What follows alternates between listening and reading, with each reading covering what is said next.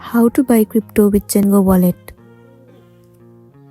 The very first thing, you want to make sure that the application ZenGo Wallet is installed on your device.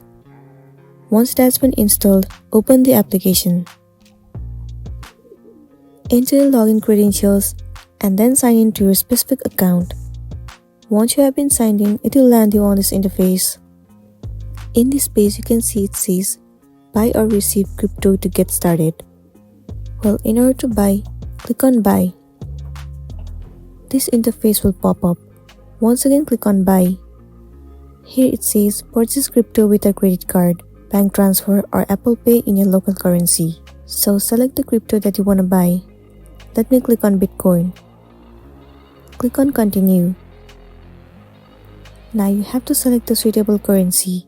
Let me select AUD and also enter the amount that you want to spend. Once you have selected, click on done. Choose your payment method and then click on create order at the bottom. Pay the specific amount and the purchase will be made successfully. So that's it, and this is simply how you can buy crypto on ZenGo Wallet.